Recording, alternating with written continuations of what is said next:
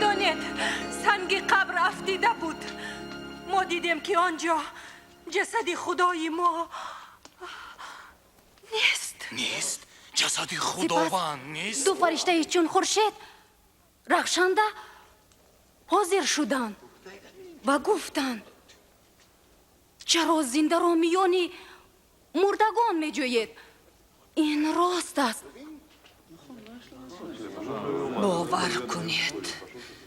باور کنید مقبره خالی بود و جسد خداوند ما آنجا نبود. بطرس تو با ما باور بکن.